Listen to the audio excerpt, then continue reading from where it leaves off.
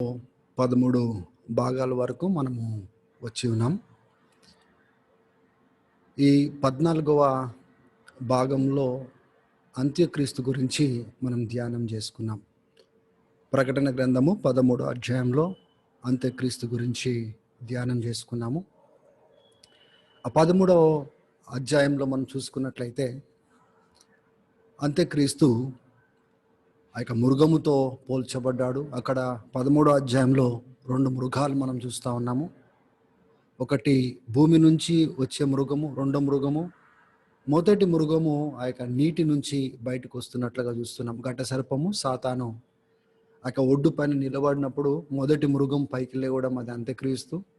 రెండో మృగము ఆ యొక్క భూమి నుంచి, అంటే సిస్టమాటిక్ ఆర్గనైజ్డ్ సిస్టమ్ నుంచి బయటకు వచ్చే రెండో మృగము ఫాల్స్ ప్రాఫెట్ని మనము ఇంట్రడక్షన్లో చూసుకున్నాం. ఈరోజు ఇంకా అంత్యక్రీస్తు గురించి కొద్దిగా డీటెయిల్డ్గా మనము ముందుకు సాగుదాం. ఇప్పటి వరకు మనం ధ్యానించిన అన్నీ మీరు జాగ్రత్తగా వింటున్నారని, నెమర వేసుకుంటున్నారని నమ్ముతూ ఉంటున్నాను. ఏదేమైనప్పటికీ ఈ యొక్క ధ్యానంలో మనం చాలా జాగ్రత్తగా మన జీవితాల్ని కట్టుకుంటూ మనం ముందుకు సాగాలి. కాబట్టి మనం ఈరోజు ముందుకెళ్దాం. ఈ యొక్క అంత్యక్రీస్తు గురించి మనం ఏవేవి ధ్యానం చేయబోతున్నామో అదొకసారి మనం చూసుకుందాం. అంత్యక్రీస్తు ఆయన యొక్క బ్యాక్గ్రౌండ్ ఏంటిది, ఎటువంటి బ్యాక్గ్రౌండ్ నుంచి వస్తాడు ఆయన, ఆ విషయాన్ని మనం చూసుకోబోతూ ఉంటున్నాము. రెండోది, ఆయన ఎటువంటి టైంలో చరిత్రలోనికి వస్తాడు, వెన్ విల్ హీ అరైవ్, ఎప్పుడు ఆయన అరైవల్ ఎప్పుడు ఉంటుంది, ఎప్పుడైనా చరిత్రలో కనబడతాడనే విషయాన్ని మనము ధ్యానించబోతున్నాం. ఆయన నమ్మే సిద్ధాంతాలు ఏంటిది, ఆయన ఎటువంటి దూషణ చేస్తాడనే విషయాన్ని చూస్తాము. తర్వాత అంత్యక్రీస్తు ఎటువంటి టీం వర్క్, అంటే ఎటువంటి అలయన్స్ 10 రాజులతో ఏ రీతిగా ఆయన కలుసుకొని ఆయన ముందుకు రాబోతూ ఉంటున్నాడో, ఆయన స్పోక్స్ పర్సన్గా, ఆయన ప్రతినిధిగా ఒక ఫాల్స్ ప్రాఫెట్, అబద్ధ ప్రవక్త ఎలా తనతో ఒకటి కాబోతున్నాడో ఆ విషయాన్ని మనం చూసుకుంటాం. తన యొక్క శక్తి, అధికారము ఎక్కడి నుంచి ఆయన పొందుకున్నాడో ఆ విషయాన్ని మనం చూసుకోబోతున్నాం. తర్వాత బైబిల్ గ్రంథంలో మనం చూస్తున్నాం, ఆయన గాయపరచబడ్డాడు కానీ అద్భుతమైన రీతిగా తను లేపబడ్డాడు, బ్రతికించబడ్డాడని చూస్తూ ఉన్నాము. ఆ విషయాన్ని మనం చూసుకోబోతున్నాం. ఏడోది, ఆయన యొక్క కాలము పరిమితి దేవుడు ఎంతగా పెట్టినాడో ఆ విషయాలు కూడా మనం చూసుకోబోతూ ఉంటున్నాం. తను ఆరాధించబడబోతున్నాడు, ఆ విషయాన్ని కూడా మనం గమనించాలి. క్రైస్తవులకు, యూదులకు విరుద్ధంగా ఆయన గొప్ప యుద్ధం చేయబోతా ఉన్నాడు. దాన్నే గ్రేట్ ట్రిబులేషన్ అని మనం పిలుస్తాం, మహాశ్రమలు. ఆ విషయము చివరిగా తను ఏ రీతిగా అంతం కాబోతున్నాడో ఆ విషయాన్ని మనము ధ్యానించబోతా ఉంటున్నాం.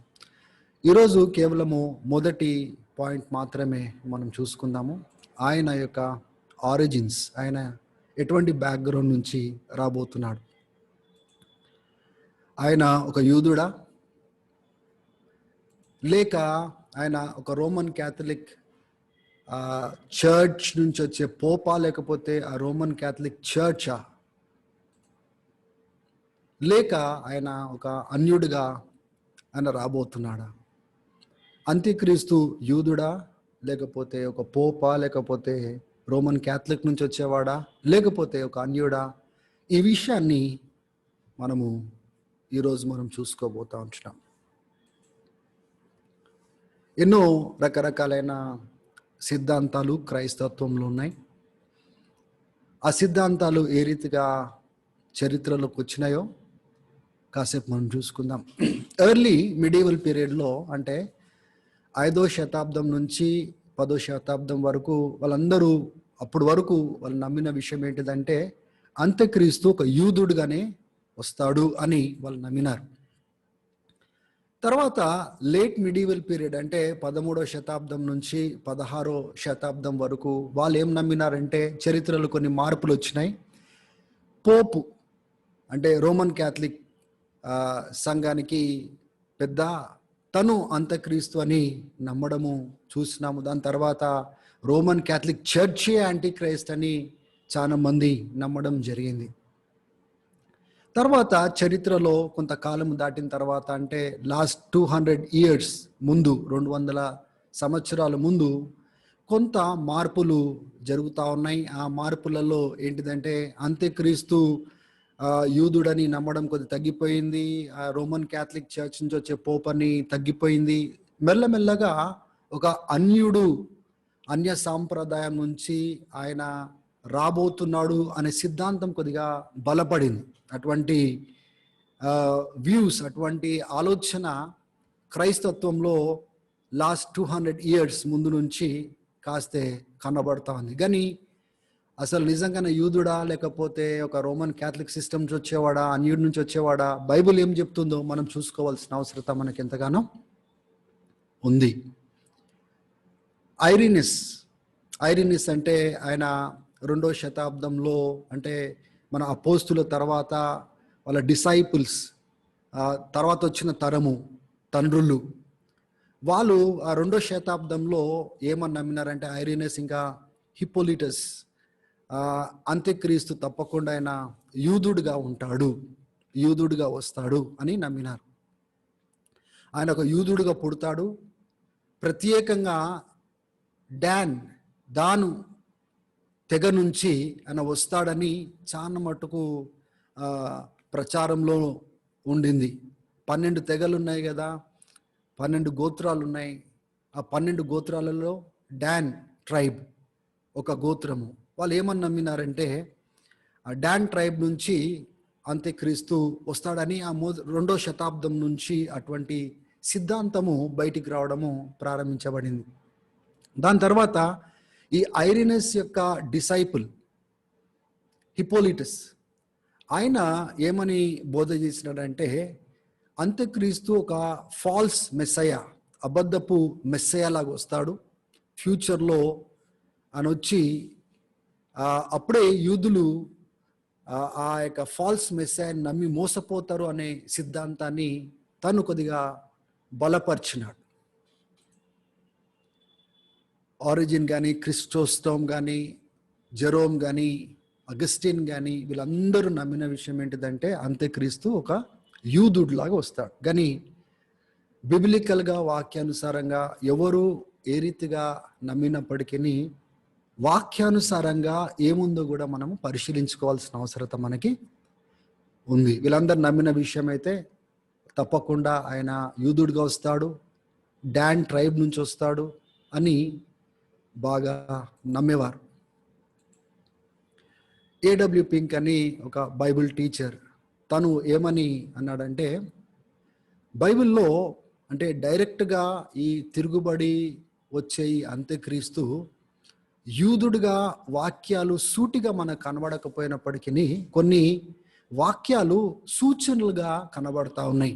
కాబట్టి మనం కంక్లూజన్ చేసుకోకపోవడం అంటే వేరే మార్గం లేదు. ఏ రకంగా అయితే మనం కంక్లూడ్ చేసుకోవాలి అంటే తప్పకుండా అవన్నీ ఆధారాలుగా పెట్టుకొని, డైరెక్ట్గా మనకు వాక్య ఆధారాలు లేవు కానీ సూచనలు కనబడుతున్నాయి. సూచనలను ఆధారం చేసుకొని మనం నమ్మొచ్చు ఏంటిదంటే ఆయన ఒక యూదుడుగా వస్తాడని ఈ బైబిల్ టీచర్ కూడా చెప్పడము జరిగింది. సో ఎందుకు వీళ్ళందరూ యూదులుగా వస్తాడని, అంత్యక్రీస్తు యూదుడుగా వస్తాడని ఎందుకు నమ్ముతున్నారు? 3 ఆర్గ్యుమెంట్స్ని మనం చూసుకుందాము, 3 వాదనలను మనం చూసుకుందాం ఫర్ జూయిష్ యాంటీ క్రైస్ట్. యూదుడుగా వచ్చే అంత్యక్రీస్తు గురించి 3 వాదనలు మనం చూసుకుందాం. ఒకటి యాంటీసెమిటిక్ అంటే చరిత్రలో మనం చూసుకున్నట్లయితే యూదులను బాగా ద్వేషించేవారు, యూదులను బాగా హింసించేవారు. ఏ సమస్య ఉన్నా కానీ కూడా వాళ్ళు ఏమని నమ్మేవారంటే చరిత్రలో ప్రతి సమస్యకు కారణము యూదులే. కాబట్టి ఈ అంత్యక్రీస్తు చివరిలో రాబోతున్నాడు, ఆ చివరిలో రాబోతున్న అంత్యక్రీస్తు కూడా యూదుడుగా ఉంటాడు అని వాళ్ళ యొక్క వాదన. ఎందుకు నమ్ముతున్నారు అంటే అంత్యక్రీస్తు యూదుడుగా రాబోతున్నాడు ఎందుకు నమ్ముతున్నారంటే యూదుల ద్వారా ఈ భూమి మీద చాలా సమస్యలు వచ్చినాయి, చరిత్రలో మీరు గమనించండి, ఎక్కడ చూసినా కానీ యూదులను చంపడానికి చూసిన రెండో ప్రపంచ యుద్ధంలో కూడా మనం చూసుకున్నట్లయితే హిట్లర్ ఆ యూదులను కంప్లీట్గా వైపౌట్ చేద్దామనేసి అనుకున్నాడు. యూదులు ఎక్కడ చూసినా కానీ వాళ్ళు అభివృద్ధి చెందుతూ ఉంటారు. దేవుని యొక్క హస్తము వారి పైన ఉంది, దేవుని చేత ఏర్పాటు చేయబడిన వారు కాబట్టి దేశాలు వాళ్ళని ద్వేషించేవారు. ఆ దినాలలో అంటే ఇంకా కొద్దిగా లోతుగా మనం ఆలోచన చేసినట్లయితే యేసు ప్రభు యూదుడిగా వచ్చినాడు, కానీ యేసు ప్రభుని సిలువ వేయడానికి వెనకాల నిలబడిన వాళ్ళు కూడా యూదులే. కాబట్టి యూదుల ద్వారా ఆది సంఘంలో అపోస్తులకు కానీ శిష్యులకు కానీ హింస వచ్చింది, పర్సిక్యూషన్ వచ్చింది, వాళ్ళు హింసించబడ్డారు. కాబట్టి యూదుల ద్వారా సమస్య ఈ భూమి పైన వచ్చినది కనుక రాబోయే సమస్య కూడా అంత్యక్రీస్తు ద్వారా యూదుల ద్వారానే వస్తుందనే నమ్మకాన్ని వాళ్ళు కలిగి ఉన్నారు. కానీ మనం అర్థం చేసుకోవాల్సిన విషయం ఏంటిదంటే కేవలము అటువంటి ఆర్గ్యుమెంట్ చేస్తే మనం నమ్మడానికి ఆధారాలు ఏమున్నాయి? అది వాక్యానుసారమైందా? కాదు. It is a unbiblical approach. దాంట్లో ఒక లాజిక్ లేదు. అది వాక్యానుసారమైంది, వాక్య సిద్ధాంతానికి ఎక్కడ కూడా కరెక్ట్గా మనకు కనబడడం లేదు. ఆ యొక్క యాంటీ సెమెటిక్ అంటే యూదులను ఎట్లయితే ద్వేషిస్తారో, యూదులు ద్వారానే సమస్యలు ఉన్నాయని నమ్మినారో, ఆ యూదుడు ద్వారానే రాబోయే దినాలలో సమస్య వస్తుందని, యాంటీ క్రైస్ట్ కూడా యూదుడు ఉంటాడని అటువంటి సిద్ధాంతాన్ని వాళ్ళు తీసుకొని వచ్చినారు. రెండో సిద్ధాంతం ఏంటిదంటే రాబోయే అంత్యక్రీస్తు ఆయన యేసుక్రీస్తు లాగా అంటే అబద్ధికుడిలాగా వచ్చి మోసం చేసి నేను మెస్సయ్యనని, ఎందుకంటే యూదులు మెస్సయ్య కోసం ఎదురు చూస్తూ ఉన్నారు. మెస్సయ్య ఒక అన్యుడైతే వాళ్ళు ఒప్పుకోరు. చూడండి వాళ్ళ వాదన ఎట్లుందంటే యేసు ప్రభు ఆయన మెస్సయ్యగా రాబోతున్నాడని యూదులు నమ్ముతున్నారు. ఇంకా ఈ దినం కూడా ఇంకా రాబోతున్నట్టు నమ్ముతున్నారు. యేసు ప్రభు వచ్చి పోయిన తర్వాత కూడా యేసయ్య మరలా వస్తాడనేసి వాళ్ళు నమ్ముతున్నారు. కాబట్టి అన్యునైతే వాళ్ళు అంగీకరించరు. వాళ్ళు అంగీకరిస్తే ఎవరిని అంగీకరిస్తారంటే ఒక యూదుడిని అంగీకరిస్తారు. కాబట్టి ఒక యూదుడిలోంచే వస్తాడు, మోసం చేస్తాడు, అటువంటి హింసను ఆయన తీసుకొని వస్తాడు గనుక ఆయన యూదుడే ఉంటాడనే ఆలోచన వాళ్ళు కలిగి ఉన్నారు. సో అటువంటి వాదన కూడా గ్రాండ్ జెఫ్రీ అని తను కూడా తన యొక్క వాదన వినిపిస్తూ ఉన్నాడు. రాబోయే అంత్యక్రీస్తు ఒక మెస్సేలాగా వచ్చి ప్రామిస్ చేస్తాడు, వచ్చి వాళ్ళని మోసం చేస్తాడు. కానీ ఆయన ఆలోచన ఎలాగుందంటే ఏ మత నాయకుడు యూదులలో ఒక అన్యుడిని వాళ్ళ మెస్సేలాగా స్వీకరించారు కనుక ఆయన ఒక యూదుడిలోంచే వస్తాడు. సో అటువంటి ఆలోచన ఒక మోసకరమైన యేసు అంటే ఒక యూదుడి నుంచే వచ్చి మోసం చేస్తాడు అనే ఆలోచన వాళ్ళు కలిగి ఉన్నారు. అంటే ఎవరు ఎందుకు నమ్ముతున్నారో, అటువంటి సిద్ధాంతాలు ఎందుకు వచ్చినాయో నేను చెప్పడానికి ప్రయత్నం చేస్తూ ఉంటున్నాను మీకు. సో వాళ్ళ యొక్క ఆర్గ్యుమెంట్ ఎలాగుంటుందంటే యూదులు అంత్యక్రీస్తును మెస్సేలాగా రాబోయే దినాలలో అంగీకరిస్తారు. అంటే ఒక వాదన చెప్తున్నాను నేను. యూదులు వాళ్ళు అన్యుడైన మెస్సేను స్వీకరించరు. కంక్లూజన్ ఏంటిదంటే అంత్యక్రీస్తు ఒక యూదుడుగా వస్తాడు. వాళ్ళు అన్యుడైన మెస్సయ్యను అంగీకరించరు. రాబోయే మెస్సయ్య యూదుడుగానే వస్తాడు. కాబట్టి వాళ్ళ ఆలోచన ఏంటిదంటే అంత్యక్రీస్తు తప్పకుండా యూదుడుగానే ఉంటాడు అనే ఆలోచన కలిగి కొంతమంది నమ్ముతూ ఉంటున్నారు. నమ్మే వాళ్ళు ఎన్నో రకాలుగా నమ్మచ్చు, కానీ చివరికి మనము వాక్యానుసారంగా చూసుకోవాల్సిన అవసరత మనకుంది. దానియేలు 9వ అధ్యాయము 26వ వచనము 27వ వచనము మనం గమనించుకున్నట్లయితే అక్కడ ఈ దానియేలు ప్రవచిస్తున్నాడు, అంత్యక్రీస్తు గురించి ప్రకటిస్తూ ఉన్నాడు. ఇదే దానియేలు వచనము మన కొత్త నిబంధనలో మత్తయి సువార్త 24వ అధ్యాయంలో కానీ, మార్కు సువార్త 13వ అధ్యాయం కానీ, లూకా సువార్త 21వ అధ్యాయంలో కానీ మనం చూస్తాము. ఆయన వచ్చి ఒక నిబంధన చేసుకుంటాడు, 7 సంవత్సరాల నిబంధన చేసుకుంటాడు. తర్వాత ఆ నిబంధన మధ్యలో ఆయన ఒక హేకరమైంది పని చేస్తాడు. దాని తర్వాత గొప్ప ట్రిబులేషన్, గొప్ప హింస అనేది ప్రారంభమవుతుంది అని ఆ లేఖనాలలో మనకు తెలుసు. కాబట్టి అక్కడ గమనించండి, ఒకవేళ యేసు ఒక అంటే అంత్యక్రీస్తు యూదుడుగా ఒకవేళ వస్తున్నట్లయితే, ఆ యొక్క యూదుడు మెస్సేలాగా వీళ్ళు నమ్ముతున్నట్లయితే, ఆయన వచ్చి ఎందుకు నిబంధన చేసుకుంటాడు? నిబంధన ప్రజలతో నిబంధన, ఇశ్రాయేల్ దేశంతో నిబంధన చేసుకోవాల్సిన అవసరం ఏముంది? ఒక యూదుడుగానే పుట్టితే, యూదుడుగా మెస్సేలాగా ఆయన చూపించుకున్నట్లయితే, ఆయన నిబంధన చేసుకోవాల్సిన అవసరం ఏముంది? ఆ నిబంధన మధ్యలో ఆ హేకరమైంది చేస్తాడా? నిబంధన చేస్తున్నాడు అంటే దేవుని బిడ్డలారా మనం అర్థం చేసుకోవాలా, ఆ నిబంధన అనేది ఇశ్రాయేల్ దేశానికి మరొక వ్యక్తితో ఒక నిబంధన అనే విషయాన్ని మనం గమనించుకోవాలి. He will make a covenant, and that covenant will be between anti Christ and Jewish nation. ఒక యూదా దేశంకు యాంటీ క్రైస్ట్కి మధ్యలో జరిగే నిబంధన అది. ఒకవేళ ఆయన యూదుడుగానే పుట్టి మెస్సేలాగా చూపించుకుంటామంటే వీళ్ళతో నిబంధన చేసుకోవాల్సిన అవసరం ఏముంది? కాబట్టి ఇక్కడ ఒక సమస్య మనకు కనబడతా ఉంది. ఇది లాజికల్గా మనకు కనబడట్లేదు. వీళ్ళు నమ్ముతున్నారు యూదుడుగా పుడతాడనేసి, కానీ వాక్యానుసారంగా మనం చూసుకున్నట్లయితే మనకు ఆ రీతిగా మనకు కనబడట్లేదు. ఇంకొక నమ్మకం ఏంటిదంటే, వీళ్ళది ఇంతకుముందు అని చెప్పాను కదా, 12 గోత్రాలు ఉన్నాయి. యూదా గోత్రము, రూబెన్, గాద్, ఆషేర్, నెప్తాలి, మనసే, సిమియోన్, లేవి, ఇస్కార్, తర్వాత జబులిన్, తర్వాత బెంజమిన్. ఇక్కడ ఈ 12 గోత్రాలలో డాన్ గోత్రము మనకు కనబడట్లేదు. ప్రకటన గ్రంథము 7వ అధ్యాయము 4వ వచనంలో 1,44,000 మంది గురించి ఆ గ్రేట్ ట్రిబులేషన్ టైంలో, మహాశ్రమల టైంలో వాళ్ళు ముద్రించబడతారు దేవుని ముద్ర చేత. ఇక్కడ దాన్ గోత్రం కనబడట్లేదు. కొంతమంది యొక్క వాదన ఏంటిదంటే, దాన్ గోత్రాన్ని దేవుడు తీసేసినాడు, యోసేపు యొక్క సంతతిని అక్కడ ఉంచినాడు, కాబట్టి అంత్యక్రీస్తు దాన్ గోత్రం నుంచి రాబోతున్నాడు. అంటే ఒక్కొక్కరి యొక్క వాదనలు, అంత్యక్రీస్తు ఎలాగ రాబోతున్నాడని ఎవరు ఎలా నమ్ముతున్నారు అంటే, ఇక్కడ మీరు గమనించండి, దాన్ గోత్రం మనకు కనబడట్లేదు.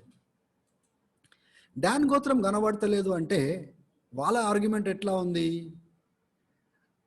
The tribe from whom antichrist would come would be listed among 1,44,000. వాళ్ళు ఏమనుకుంటున్నారంటే, ఈ 1,44,000 మంది నుంచే, ఆ ట్రైబ్స్ నుంచే అంత్యక్రీస్తు రాబోతున్నాడు. దాను గోత్రము 1,44,000 లేదు గనుక అంత్యక్రీస్తు దాని గోత్రం నుంచి రాబోతుంది. వాళ్ళ ఆర్గ్యుమెంట్ ఆ రీతిగా ఉంది. కానీ ఇక్కడ ఉన్న సమస్య ఏంటిదంటే, ఎక్కడైనా కానీ దేవుడు దాని గోత్రం నుంచి అంత్యక్రీస్తుని తీసుకొని రాబోతున్నాడని వాక్యాధారం ఉందా? లేదు. వాళ్ళ ఆర్గ్యుమెంట్ ఏంటంటే సైలెన్స్ నుంచి మాట్లాడుతున్నా. అక్కడ దేవుడు ఎక్కడ కూడా వ్యక్తపరచలేదు, బయలుపరచలేదు. బయలుపరచని దాంట్ నుంచి మనం ఊహించుకొని ఇక్కడ నుంచి రాబోతున్నాడని థియోలాజికల్గా ఇంటర్ప్రిట్ చేయడము అది కరెక్ట్ అయిన విషయం కాదు. అది వాక్యానుసారమైన సిద్ధాంతం కానే కాదు. You cannot argue from silence. అక్కడ బయలుపరచబడలేదు గనుక ఆయన అక్కడ నుంచి అంటే ఊహ ఎక్కువ ఉందన్నమాట. అక్కడ ఊహతోటి కంక్లూషన్ కనబడతా ఉంది. అట్లయితే దాని గోత్రము ఒకవేళ దాంట్లోంచి అంత్యక్రీస్తు రాబోతున్నాడనే ఆర్గ్యుమెంట్ వీళ్ళు పట్టుకొని వస్తూ ఉంటే, అక్కడ దాని గోత్రము ఆ యొక్క లిస్టులో లేదని గనుక అక్కడి నుంచి అంత్యక్రీస్తు రాబోతున్నాడనే నమ్మకం ఒకవేళ వీళ్ళు కలిగి ఉన్నట్లయితే, ఎహెజ్కేలు గ్రంథము 48వ అధ్యాయము ఆ మొదటి 2 వచనాలు మనం గమనించినట్లయితే, ఈ యొక్క మిలీనియం అంటే 1000 పరిపాలనలో యేసుప్రభు వచ్చిన తర్వాత ఏ ప్రాంతాలైతే దేవుడు ఇవ్వబోతున్నాడో దాంట్లో మొట్టమొదటిగా దాని గోత్రం కనబడుతుంది. గనుక దాని గోత్రం అక్కడ కనబడుతుంది కదా, 1000 పరిపాలన అక్కడ కనబడుతూ ఉంది. గనుక ఈ లిస్ట్లో ఇక్కడ లేదు, గనుక ఇక్కడ నుంచి యాంటీ క్రైస్ట్ రాబోతున్నాడని సొంతగా ఎవరు కూడా ఆర్గ్యుమెంట్ తీసుకొని రావడానికి వీలు లేదు. ఎట్లా పడితే అట్లా మనం అర్థం చేసుకోవడానికి వీలు లేదు. ఇంకొక కారణము వాళ్ళు ఇచ్చేది ఏంటిదంటే, యూదుడుగా అంత్యక్రీస్తు ఎందుకు యూదుడుగానే వస్తాడు అనే కారణము ఎక్కడి నుంచి తీసుకొని వస్తున్నారంటే, దానియేలు గ్రంథం 11వ అధ్యాయము 37వ వచనం నుంచి. అక్కడ మనకు ఆ లేఖన భాగాన్ని మనం చూసుకున్నట్లయితే, చరిత్రలో ఆయన అంత్యక్రీస్తు ఎలా రాబోతున్నాడు అనేది అక్కడ డీటెయిల్స్ మనము 11వ అధ్యాయంలో మనం చూస్తాము. అక్కడ ప్రవచనంలో చరిత్రలో ఎవరు రాబోతున్నారు, తర్వాత ఫ్యూచర్లో ఎవరు రాబోతున్నారో అక్కడ ప్రవచనాలు మనం అక్కడ చూస్తూ ఉన్నాం. అక్కడ ఒక మాట ఉంది, అంత్యక్రీస్తుని సంబోధించుకుంటా 11వ అధ్యాయము 37వ వచనంలో, ఆయన తన తండ్రి యొక్క దేవుణ్ణి, తండ్రుల యొక్క దేవుణ్ణి లెక్క చేయడు అని కింగ్ జేమ్స్ వర్షన్లో అక్కడ చూస్తూ ఉన్నాం. కాబట్టి తండ్రుల యొక్క దేవుడు అంటే యెహోవా దేవుడు, గనుక ఈయన ఎక్కడి నుంచి రాబోతున్నాడు అంటే యూదుల్లోంచే రాబోతున్నాడు అనే సిద్ధాంతాన్ని వాళ్ళు తీసుకొని వచ్చినారు. కానీ ఈ బైబిల్ గ్రంథంలో అంటే ఎన్నో ట్రాన్స్లేషన్స్ ఉన్నాయి. కరెక్ట్ ట్రాన్స్లేషన్ ఇది కింగ్ జేమ్స్ వర్షన్ ట్రాన్స్లేషన్ అన్నమాట. తండ్రుల యొక్క దేవుడు అంటే ఒక దేవుడినే అక్కడ సంబోధిస్తున్నట్లుగా మనము చూస్తున్నాం. కానీ మిగతా ట్రాన్స్లేషన్స్ మనం చూసుకున్నట్లయితే చూడండి, NIV ట్రాన్స్లేషన్లో ఆయన తండ్రుల యొక్క దేవుళ్ళు అని అక్కడ రాయబడి ఉంది. NASB new American standard Bible ట్రాన్స్లేషన్లో మీరు గమనించినట్లయితే, he will show no regard for the gods of his father. తండ్రుల యొక్క దేవుళ్లను ఆయన లెక్క చేయని వాడు రాబోయే వాడు అని. అదే రీతిగా అమెరికన్ స్టాండర్డ్ వర్షన్లో కూడా మనం అదే చూస్తాం, గాడ్స్ ఆఫ్ హిస్ ఫాదర్. ఇక్కడ మనకేం కనబడుతుందంటే గాడ్స్ ఆఫ్ ద ఫాదర్స్ అంటే ప్లూరల్లో కనబడుతుంది, బహువచనంలో అంటే సింగులర్లో మనకు కనబడట్లేదు. సో వాళ్ళ వాదన ఏంటిదంటే, కేవలం ఆ కింగ్ జేమ్స్ వర్షన్ యొక్క ట్రాన్స్లేషన్ తీసుకొని ఆయన ఖచ్చితంగా the God of the fathers అని అక్కడ ఉంది కదా, అదొకటే పట్టుకొని వాళ్ళు ఏమనుకుంటారంటే ఆయన తప్పకుండా ఆయన యూదుడుగానే వస్తాడు, అన్యుడి దగ్గర నుంచి రాడు. కానీ వేరే ట్రాన్స్లేషన్స్లో ఒకవేళ తొంగి మనం చూసుకున్నట్లయితే ఆయన he will have no regard for the gods of his father, not God, gods చిన్న g small g, gods of his father, gods of his father అని ASVలో చూస్తున్నాము, NASBలో చూస్తున్నాము, NIVలో మనం చూస్తూ ఉన్నాము. కాబట్టి సో సడన్గా మనము ఒకటే పట్టుకొని మనం అర్థం చేసుకోవడానికి ప్రయత్నం మనము చేయడము అది కరెక్ట్ విషయం కాదు. సరే, ఇప్పుడు వాక్యానుసారంగా మన ఆధారాలు ఏమున్నాయి? ఎవరు ఎలా పడితే అలా చెప్పచ్చు. ఒకరు యూదుడుగానే వస్తున్నాడు యాంటీక్రైస్ట్ అని వాళ్ళ వాదన వాళ్ళు వినిపించినాయండి. కానీ దాంట్లో కొన్ని లాజికల్ ఇష్యూస్ ఉన్నాయి, కొన్ని గ్యాప్స్ ఉన్నాయి, కొన్ని ఊహలు ఉన్నాయి, కొన్నిటికి ఆధారాలు లేవు.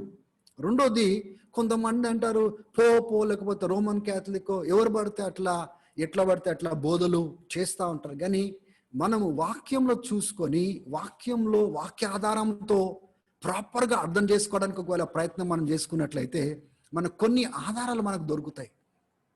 అది యూదుడి నుంచి ఆయన వస్తున్నాడు, యూదుల మధ్యలోంచి వస్తున్నట్టుగా ఆధారాలు మనకు కనపడవు. ఆ రోమన్ క్యాథలిక్ చర్చ్ నుంచి వస్తున్నట్లుగా మనకు ఆధారాలు మనకు కనబడవు. ఆయన ఒక అన్యుడుగా అన్య సాంప్రదాయం నుంచి వస్తాడని ఆధారాలు మనకు కనబడతా ఉన్నాయి. మనం చూసుకుందాం. ఇప్పుడు దానియేలు గ్రంథంలో మనం 11వ అధ్యాయాన్ని మనం చూస్తున్నాము. ఆ 11వ అధ్యాయంలో దానియేలు ప్రవచించేటప్పుడు అది మొట్టమొదటిగా ఆ ప్రవచనము రాబోయే ఒక వ్యక్తి వస్తాడు, ఆ చిన్న కొమ్ము లెగుస్తాడు. ఆ యొక్క కొమ్ము ఎవరి గురించి మాట్లాడినాడంటే, చరిత్రలో యాంటియోకస్ ఆఫ్ ఎఫిఫెన్స్ అనే ఒక వ్యక్తి, ఒక రాజు, సిరియా దేశానికి రాజు, అన్యుడు. ఆయన సెల్యూసిడ్ కింగ్. ఆయన సిరియా రాజ్యానికి ఆ సెల్యూసిడ్ అనే వంశము నుంచి ఆయన రాజుగా ఆయన వచ్చినాడు. మొట్టమొదటిగా ఆ ప్రవచనము అది ఆయన జీవితంలో నెరవేర్చబడింది. ఆయన యూదులను ఆయన అటాక్ చేసి, ఆయన సిరియా రాజు అన్నమాట, ఆయన యెరూషలేంని దాడి చేసి 167 BCలో ఆయన దాడి చేస్తాడు. తర్వాత టెంపుల్ లోపలికి ఎంటర్ అయ్యి పందిని ఆ దేవుని ఆలయంలో ఆయన హేయకరమైంది అక్కడ బలినిస్తాడు. భయంకరమైన హింసను యూదులకు తీసుకొని వస్తాడు. ఇవన్నీ ఆ యొక్క 11వ అధ్యాయంలో మనం గమనించినట్లయితే ఏ ప్రవచనాలు అయితే చెప్పబడుతున్నాయో ఆయనలో నెరవేర్చబడింది. కానీ కొన్ని ప్రవచనాలు ఆయన గురించి మాట్లాడుతున్నప్పటికీ ఫ్యూచర్లో రాబోయే అంత్యక్రీస్తు గురించి మాట్లాడబడుతున్నాయి.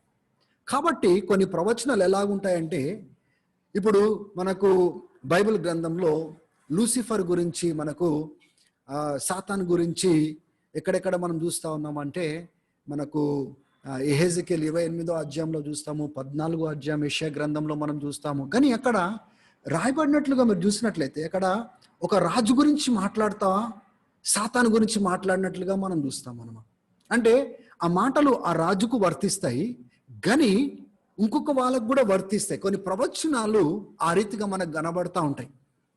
కాబట్టి మొట్టమొదటిగా ఈ ప్రవచన వాకులు ఈ యాంటీయోకస్ ఎపిఫెన్స్ అనే బిరుదు పెట్టుకున్న ఈ యాంటీయోకస్కి వర్తిస్తుంది. ఆయన ఒక అన్యుడు, సిరియా దేశానికి రాజు అయినా.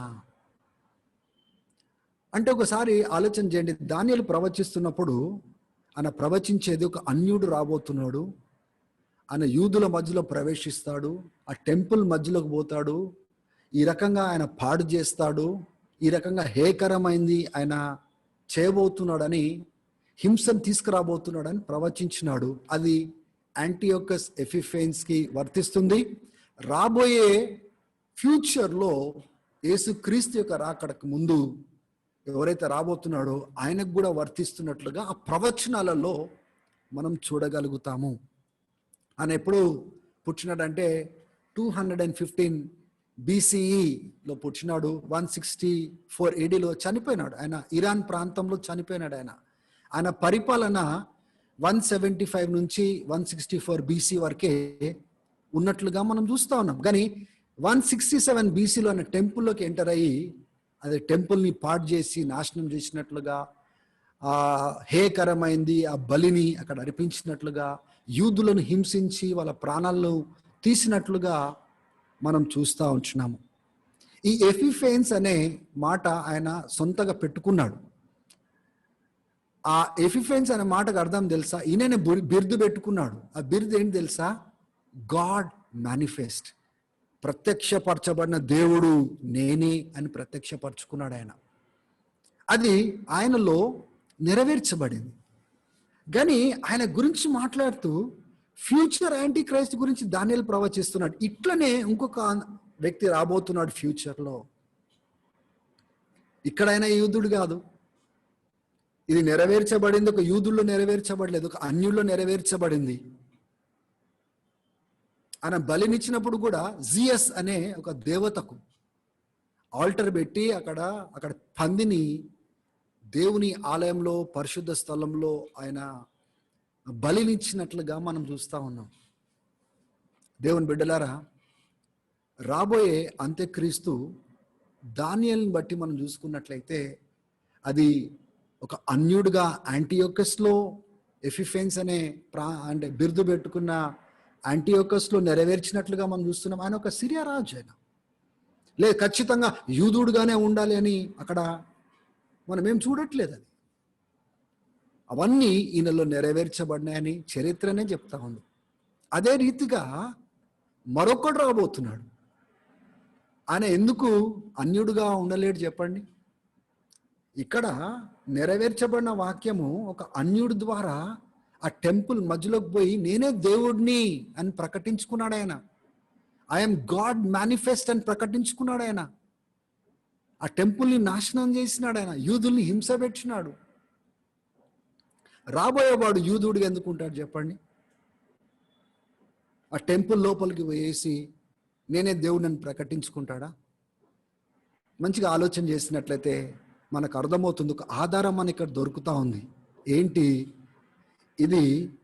ఈ యాంటీయోకస్కి వర్తిస్తుంది, రాబోయే యాంటీ క్రైస్ట్ కూడా వర్తిస్తుంది. ఇదే వాక్యం 11వ అధ్యాయం జాగ్రత్తగా చదివినట్లయితే మనకు అర్థమవుతుంది. కాబట్టి కొద్దిగా ఒక ఆధారం మనకు కనబడతా ఉంది, అవునా కదా. రెండోది మనం చూసుకున్నట్లయితే మత్తయి సువార్త 24వ అధ్యాయము 15వ వచనం నుంచి 21వ వచనం వరకు మనం చూసుకున్నట్లయితే దానియేలు ప్రవచించిన ప్రవచనం. చూడండి, ఈ ప్రవచనం ఎటుపోతా ఉంది? దానియేలు ప్రవచించిన ప్రవచనం. ఏం ప్రవచనం అది? ఆ పరిశుద్ధ స్థలంలో హేయకరమైన వస్తువు పెట్టబడినప్పుడు.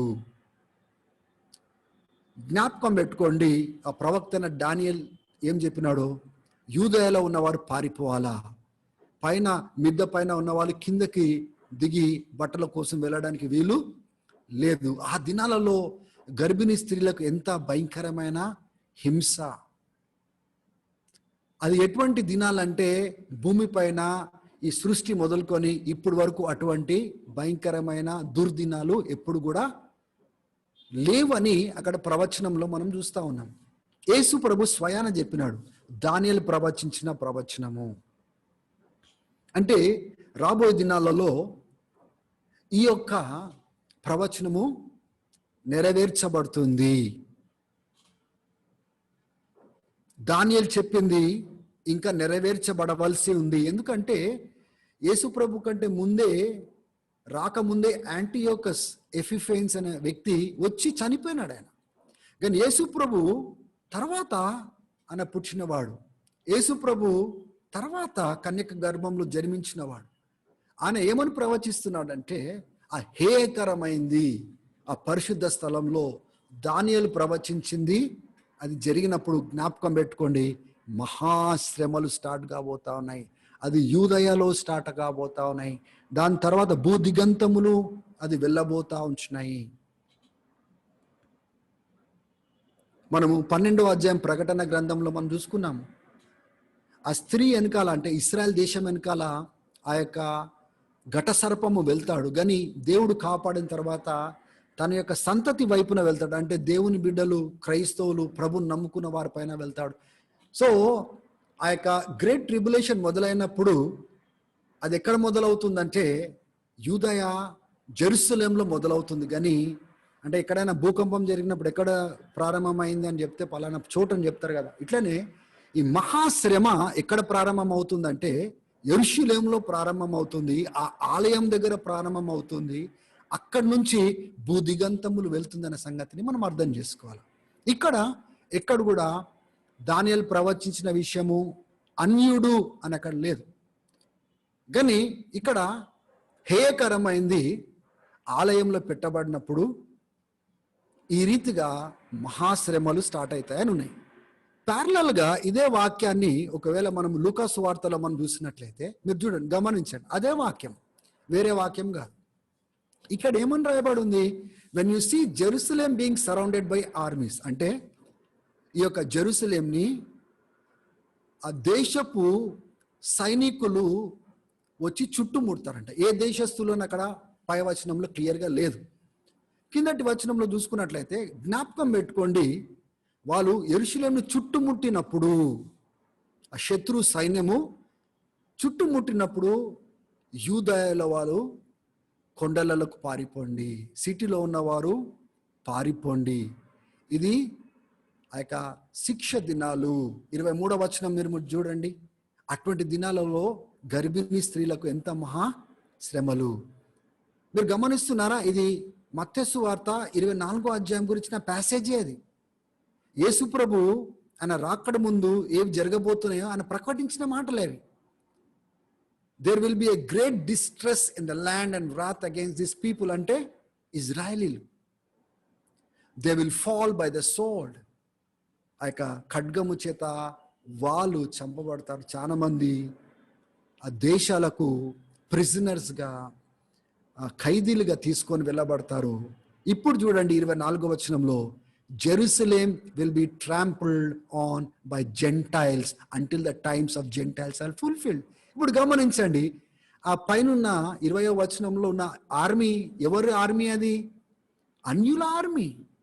అన్యుల యొక్క ఆర్మీ సరౌండ్ చేసుకున్నప్పుడు మహాశ్రమలు స్టార్ట్ అవుతాయి. ఆ మహాశ్రమలు స్టార్ట్ అయినప్పుడు ఇక్కడ ఏమని రాయబడి ఉంది ప్రవచనము, ఇది అన్యుల యొక్క కాలం పూర్తయ్యే వరకు యెరూషలేము ఆ రీతిగా త్రొక్కబడుతుంది. అంటే ఇప్పుడు ఆ రెండు స్క్రిప్చర్స్ని మీరు రెండు పక్కన పక్కన పెట్టుకొని అర్థం చేసుకోవడానికి ప్రయత్నం చేయండి. ఆ రెండు స్క్రిప్చర్స్ని పక్కన పక్కన పెట్టుకొని అర్థం చేసుకున్నట్లయితే ఈ అన్యుల యొక్క ఆర్మీ యెరూషలేంని సరౌండ్ చేసిన తర్వాత ఆ అంత్యక్రీస్తు యెరూషలేంలో ఎంటర్ అవుతాడు. దాని తర్వాత ఆ యొక్క టెంపుల్లో ఎంటర్ అవుతాడు. ఆ హేయకరమైంది పెడతాడు. తర్వాత నేనే దేవుడిని అని ప్రకటించుకుంటాడు. దాని తర్వాత మహాశ్రమలు భూమిపైన ఎప్పుడు జరగలేదో అటువంటి మొదలైతాయి. ఇది ఆ యెరూషలేము ఆ అన్యుల యొక్క కాలము సంపూర్తి అయ్యే వరకు దేవుడు ఎంత కాలం అయితే వాళ్ళకు చేతిలో పెట్టినాడో అది సంపూర్తి అయ్యే వరకు అది జరుగుతుంది. సో ఇక ఆర్మీని పట్టుకొచ్చింది ఎవరు అంటే యాంటీ క్రైస్ట్ పట్టుకొని వచ్చినాడు. So he is the leader of a gentile army. Anti Christ is the leader of a gentile army. Hallelujah. మూడో విషయాన్ని అంటే మనం గమనించినట్లయితే చూడండి, ఇదే ఆధారం మనకు ప్రకటన గ్రంథం 11వ అధ్యాయంలో మనం చూస్తాము. అక్కడ ఏమనుంది, వెళ్ళి అక్కడ టెంపుల్ని పోయి మెజర్ చేయి, దాని కొలత తీసుకో అని చెప్తాడు. తర్వాత ఔటర్ కోర్ట్ని వదిలేసేయండి, ఎందుకు అంటే 42 నెలల కోసము అన్యులకు అది అప్పగించబడింది. అంటే 3.5 years, 42 months అంటే 3.5 years వాళ్ళకి అప్పగించబడింది. ఇప్పుడు గమనించండి, దానియేలు గ్రంథంలో అంత్యక్రీస్తు ఎన్ని సంవత్సరాలు ఆయన నిబంధన చేసుకుంటాడని మనం ఇంతకుముందు నేర్చుకున్నాము. 7 సంవత్సరాలు. 7 సంవత్సరాల మధ్యలో అంటే ఒక అన్య దేశస్థుడు నాయకుడు ఇశ్రాయేల్ దేశంతో ఆయన ఒక నిబంధన చేసుకుంటున్నాడు. ఎందుకు చేసుకుంటున్నాడు? ఇప్పుడు చరిత్రలో మీరు చూడండి, ఇశ్రాయేల్ దేశం చుట్టూ 10 దేశాలు ముస్లిం దేశాలు మనకు కనబడతాయి. వాళ్ళకి ఎంత క్రోధం అంటే అది మ్యాప్లోనే ఉండడానికి వీల్లేదు. ఇరాన్ మీరు గమనించండి, వాళ్ళు ఇచ్చే స్టేట్మెంట్స్ ఎట్లా ఉంటున్నాయంటే ఆ యొక్క ఇజ్రాయెల్ మ్యాప్లో ఉండడానికి వీలు లేదు అంటున్నారు వాళ్ళు. ఎందుకు అంటే ఆ యొక్క టెంపుల్ ప్లేస్లో అక్కడ ముస్లిమ్స్ వాళ్ళు అల్హస్కా మాస్క్ కట్టుకున్నారు. రాబోయే దినాలలో ఎటువంటి పరిణామాలు అక్కడ చోటు చేసుకుంటే తెలియదు, కానీ గమనించండి, ఇక్కడ ప్రవచనాలు ఎటువైపున తీసుకొని వెళ్తున్నాయి, ఆ ప్రవచన వాక్కులు ఎటువైపు, ఎందుకు దేవుడు ఆ యొక్క టెంపుల్ గురించి, ఏ టెంపుల్ అయితే అంత్యక్రీస్తు నిలబడి నేనే దేవుడిని అని ప్రకటించుకుంటాడో ఆ టెంపుల్ ఆ యొక్క అంత్యక్రీస్తు యొక్క జనరేషన్ ఎటువైపు నుంచి వస్తుంది అని, ఎవరిని లీడ్ చేస్తాడు, ఏ ఆర్మీని లీడ్ చేస్తాడు, అవన్నీ మనము ఆ త్రోవను మనం చూసుకున్నట్లయితే అన్యుల వైపున డైరెక్షన్ పోతా ఉంది. 7 సంవత్సరాలు ఆయన నిబంధన చేసుకుంటాడు, కాంట్రాక్ట్లోకి వస్తారు. కానీ ఆ యొక్క కాంట్రాక్ట్ చేసుకున్న మధ్యలో ఆయన కాంట్రాక్ట్ని విరగొట్టి మహాశ్రమలు ఆ యొక్క యెరూషలేం పైన తీసుకొని వస్తాడు. అది కరెక్ట్గా 42 months మనకు కనబడతా ఉంది, 3.5 సంవత్సరాలు. ప్రవచనాల్లో ఇక్కడ ఉంది, అన్యులకు అది అప్పగించబడింది త్రొక్కడానికి. ఇంతకుముందు మనం చదువుకున్నాం కదా, లూకా సువార్త 21వ అధ్యాయంలో అన్యుల కాలము పూర్తయ్యే వరకు అది త్రొక్కబడుతుంది, అన్యులకు అప్పగించబడుతుంది. 2 తెస్సలోనిక 3వ అధ్యాయంలో 2వ అధ్యాయము 3వ వచనము నుంచి 5వ వచనం వరకు మనం చూసుకున్నట్లయితే పౌలు చాలా స్పష్టంగా తెస్సలోనిక వారికి బోధ చేస్తూ నేర్పించినాడు. ఏమని బోధ చేసినాడు అక్కడ? ఎవరు మిమ్మల్ని మోసము చేయనీకండి, ఆ తిరుగుబాటు జరిగే వరకు, ఆ పాప పురుషుడు ప్రత్యక్షమయ్యే వరకు ఆయన రాకడ జరగదు. 4వ వచనం మీరు చూడండి, ఆయన వస్తాడు, తనకు తాను హెచ్చించుకుంటాడు, ప్రతిదాన్ని తృణీకరిస్తాడు. దేవుడు అనబడే ప్రతిదీ, ఆరాధించబడే ప్రతిదాన్ని తృణీకరించి తనకు తాను ఆలయంలో దేవుడిని అని ప్రకటించుకుంటాడు.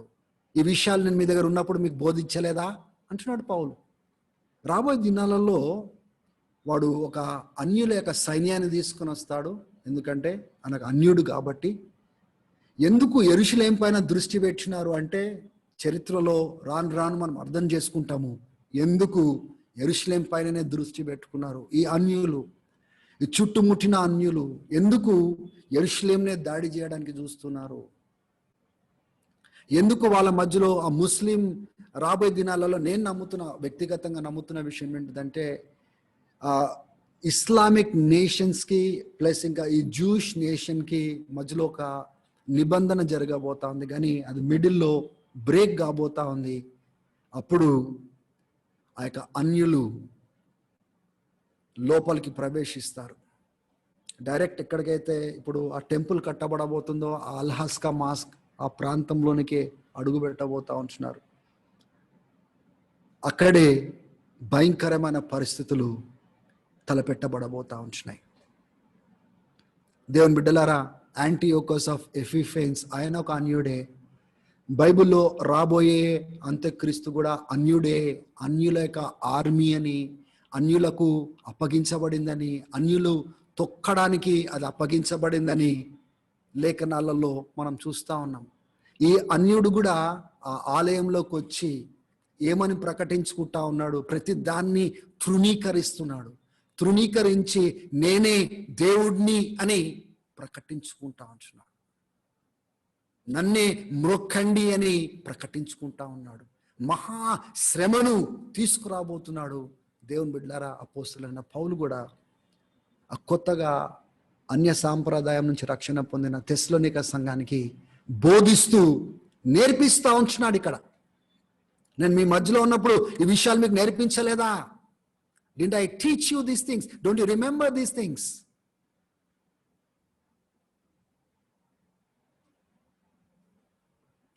కాబట్టి where does the scriptures lead us? నాలుగోది మనం గమనించినట్లయితే వాక్యానుసారంగా మీరు చూడండి, ఈ ప్రకటన గ్రంథం 13వ అధ్యాయం 1వ వచనంలో ఆ యొక్క ఘట సర్పము ఒడ్డు దగ్గర ఉన్నప్పుడు మొదటి మృగము నీటి నుంచి బయటికి వచ్చినట్లుగా చూస్తున్నాం. 10 కొమ్ములు ఉన్నాయి, 7 తలకాయలు ఉన్నాయి, 10 కిరీటాలు ఉన్నాయి, చాలా హేయకరమైన మాటలు నొసటి పైన రాయబడినాయి మృగం పైకి.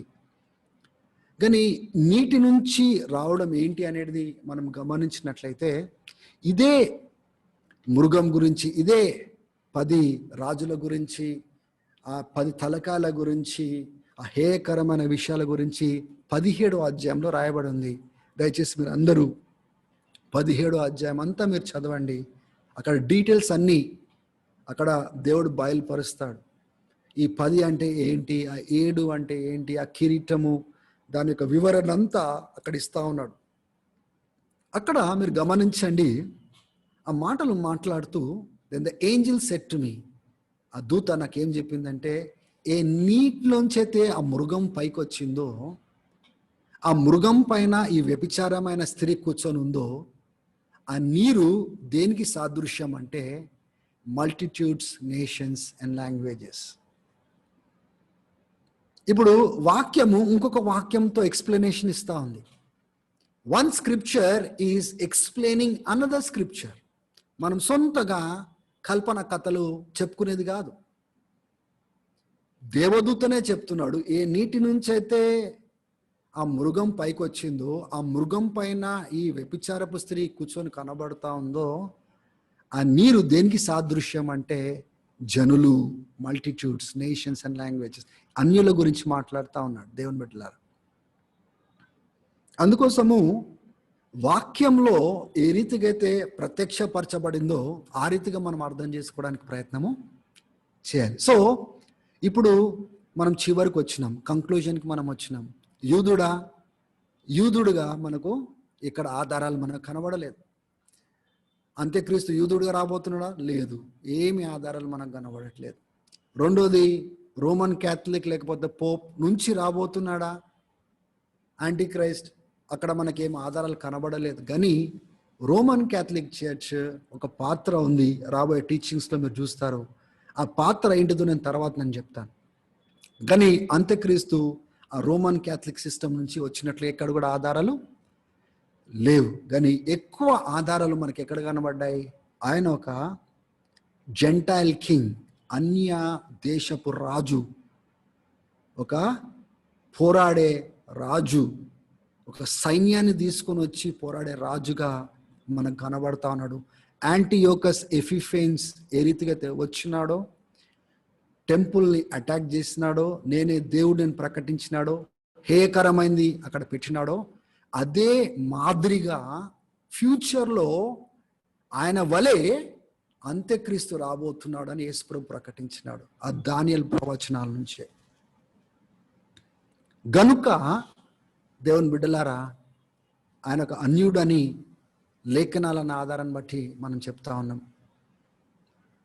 సువార్తలలో యేసుప్రభు చెప్పిన మాటలలో లూకా సువార్త 21వ అధ్యాయము, మత్తయి సువార్త 24వ అధ్యాయము, మార్కు 13వ అధ్యాయంలో మనం చూసిన విషయం ఏంటిదంటే, ఆ హేయకరమైంది ఫ్యూచర్లో ఎప్పుడు జరుగుతుందంటే, అన్యుల యొక్క సైన్యము యెరూషలేము చుట్టుముట్టి ఆ అన్యులు లోపలికి ప్రవేశించి ఆ టెంపుల్ లోపలికి వెళ్ళి అక్కడ హేయకరమైంది జరిగిన తర్వాత మహాశ్రమలు భూమిపైన జరుగుతాయి, అందరూ పారిపోండి అని హెచ్చరించబడింది. ఈ భూమి సృష్టి నుంచి ఇప్పటి వరకు అటువంటి దినాలు జరగలేదు. అటువంటి మహాశ్రమలు రాబోతున్నాయని దేవుడు ప్రకటించినాడు. ఆ యొక్క 42 నెలలు ఆ యొక్క అన్యులకు అప్పగించబడింది. ఆ టెంపుల్ని పాడు చేయడానికి, తొక్కడానికి అన్యులకు ఇవ్వబడింది. అంటే 3.5 years. ఈ 3.5 years ఎక్కడ కనబడుతున్నాయి మనకంటే, అక్కడ అంత్యక్రీస్తు ఇశ్రాయేల్ దేశంతో 7 సంవత్సరాల నిబంధన చేసుకొని మధ్యలో దాన్ని విరగ్గొడతాడని ఉంది. ఆ మధ్యలో విరగ్గొచ్చినప్పటి నుంచి మహాశ్రమలు స్టార్ట్ అవుతాయని ప్రవచనాలు చెప్తా ఉంటున్నాయి. కాబట్టి ఆయన ఒక అన్య దేశానికి ఒక రాజుగా ఒక కవనెంట్, ఒక నిబంధన ఆయన చేసుకోబోతున్నాడు. ఆ అన్య దేశస్తులకు 42 నెలలు ప్రకటన గ్రంథంలో మనం చూసినాము. 42 months are being given to them. తర్వాత ఏ నీటి నుంచి అయితే ఆ మొదటి మృగము అంత్యక్రీస్తు గురించి మనం ధ్యానం చేసుకున్నాము 13వ అధ్యాయంలో, ఆ నీరు దేనికి సాదృశ్యంగా కనబడతా ఉందంటే అన్య దేశస్తులకు సాదృశ్యంగా లేఖనాలే చెప్తా ఉన్నాయి. కాబట్టి దేవుని బిడ్డలారా, అపోహలో ఉండకండి, సొంత ఇంటర్ప్రిటేషన్లు మీరు చేయకండి. బైబిల్లో దేవుడు ఎలా ప్రత్యక్షపరిచినాడో, ఏ రీతిగా అయితే బయలుపరిచినాడో అవన్నీ కనెక్ట్ చేసుకొని మీరు చూసుకున్నట్లయితే రాబోయే అంత్యక్రీస్తు ఒక అన్యుడిగా రాబోతున్నాడు, చాలా క్రోధంతో రాబోతున్నాడు. యూదులనంటే అసహించుకొనే తీరులో ఆయన రాబోతున్నాడు. యూదా దేవుడిని ఆయన అసహించుకొని తృణీకరించి నేనే దేవుడిని అని ప్రకటించుకోబోతున్నాడు. చాలా భయంకరమైన దినాలు రాబోతున్నాయి. కనుక మీరు సిద్ధపడాలి, మనం సిద్ధపడాలి, సరిగా మనం నేర్చుకోవాలి. ఏ బోధన పడితే ఆ బోధన మనం పట్టుకోవడానికి వీలు లేదు. దైవికంగా దేవుడు మనకేం బోధ చేస్తున్నాడో అది ప్రాపర్గా వాక్యానుసారంగా ఉందా లేదా, వాక్యానుసారమైన ఆధారం ఉందా లేదా చూసుకొని నమ్మేవారిగా మనం ఉండాలి. కాబట్టి ఈ బైబిల్ స్టడీస్ ద్వారా ఇప్పుడు కేవలము పాయింట్ 1లోనే మనం ఉన్నాము. హిస్ ఆరిజిన్ అంటే ఆయన ఎక్కడి నుంచి రాబోతున్నాడు, ఆయన యూదుడా, లేకపోతే రోమన్ క్యాథలిక్ సిస్టమ్ నుంచి రాబోతున్నాడు, లేకపోతే వేరే మతం నుంచి రాబోతున్నాడా, లేకపోతే అన్యుడిగా ఆయన ఉండబోతున్నాడా. మనము కేవలము మొదటి పాయింట్లో మనం ఉన్నాము. దీని కంటిన్యూయేషన్ని ఇంకా 10 పాయింట్లు ఉన్నాయి యాంటీ క్రైస్ట్ గురించి నేర్చుకోవాల్సింది. వాటిని మనము నెక్స్ట్ సెషన్స్లలో త్వరగా కొన్ని సెషన్స్ ఇప్పుడు వస్తూ ఉంటాయి. దయచేసి మీరు అందరు ఫాలో కావాల్సిందిగా నేను కోరుతా ఉన్నాను. దేవుడు మీ అందరినీ దీవించును గాక. వాక్యంలో దృఢంగా కట్టుకొని ఎట్లా పడితే అట్లా ఎవరు పడితే వాళ్ళు బోధించే బోధలను మీరు నమ్మకండి, వినండి, చూడండి, పరిశీలించండి. వాక్యానుసారంగా ఉన్నాయా లేదా పరిశీలించండి. ఈ వాక్యానుసారంగా పరిశీలించిన తర్వాతనే నేను నమ్ముకున్నాను. ఏదైతే నమ్మినానో అదే దేవుడు బోధ చేయమని చెప్పినాడు, అదే నేను బోధ చేస్తా ఉంటున్నాను. కాబట్టి ఈ మాటల చేత మీరందరూ కట్టబడతారని నమ్ముతున్నాను. మీ కుటుంబాన్ని సిద్ధపరచుకోండి, మీ సంఘాన్ని సిద్ధపరచండి. రాబోయే దినాలు అంటే క్షేమకరమైన దినాలు కాదు, చాలా భయంకరమైన దినాలు మనం చూడబోతున్నాము. మన విశ్వాసంలో, ప్రార్థనలో మెలకుగా ఉంటూ మనం కట్టుకోవాల్సిన అవసరత మనకుంది. So may God bless you all.